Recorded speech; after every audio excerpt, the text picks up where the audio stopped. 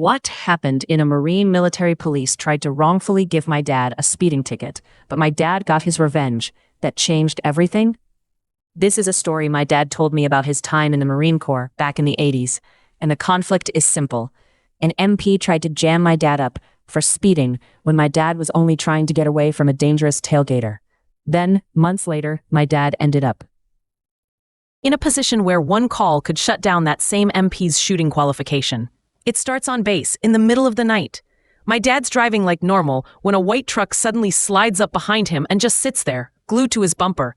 The headlights are so bright they're blasting him in all three mirrors at once. He can barely see. And the detail he always repeats, the one that makes you feel how long it went. For 5 minutes, I couldn't even see his grill. 5 minutes of being blinded, still moving, not knowing what this person is doing, and not being able to see clearly. So my dad does what he described as the reasonable thing. He doesn't punch it.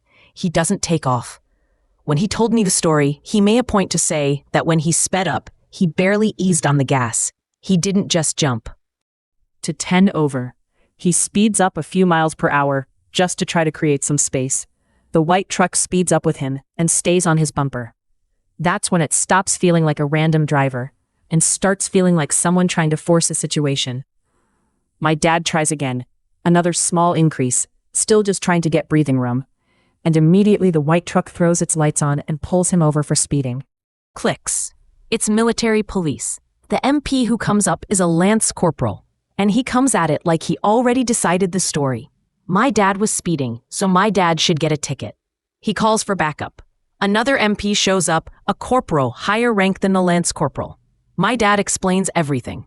The tailgating, the blinding lights, the fact that he only eased up a few miles per hour to create distance.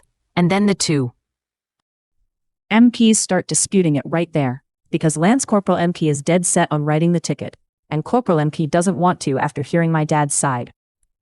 It isn't some quick back and forth either.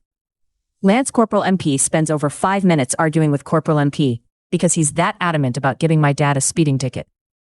My dad's just standing there watching a Lance Corporal dig in so hard, he's openly arguing with someone outranking him. He wants that ticket written. In the end, Corporal MP says no ticket. They let my dad go. You'd think that's where it ends. Just an annoying night, a close call, and everybody goes back to work. But my dad wasn't just any Marine driving around on base. He was a shooting range coach. And in the Marine Corps, you have to do a shooting qualification every single year, and you must pass, or you can face disciplinary action. Range coaches instruct and manage Marines during live fire, mostly watching for safety. And if you do anything unsafe with your weapon, the coaches can throw you off the range and you do not qualify.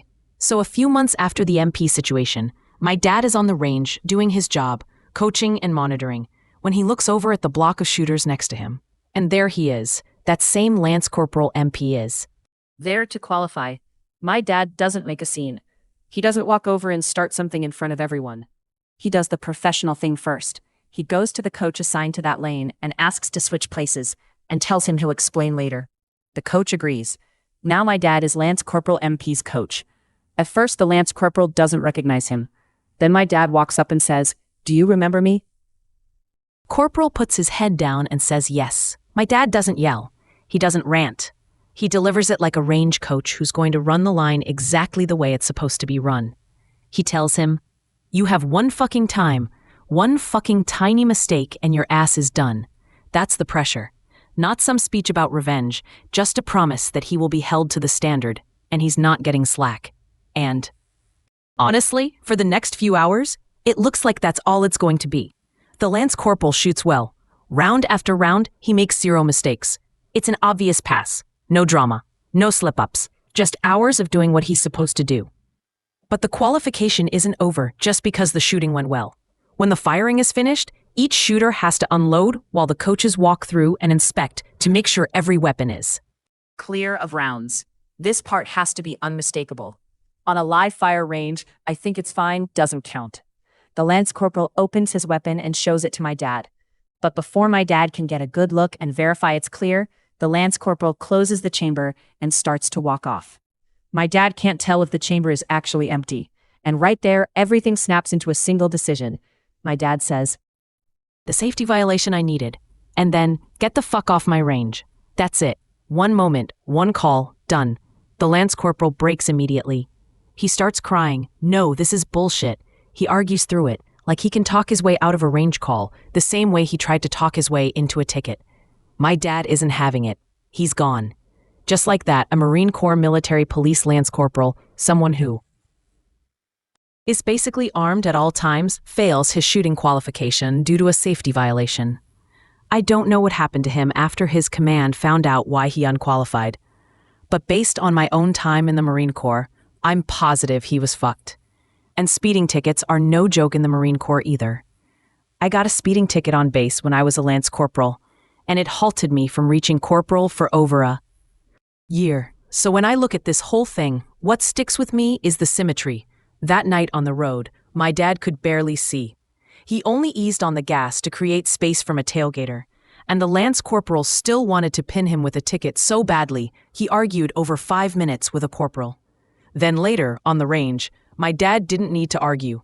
He didn't need rank. He didn't need to spend 5 minutes going back and forth. He just needed one clear moment where he could not verify the weapon was safe, because on that line, couldn't tell is enough.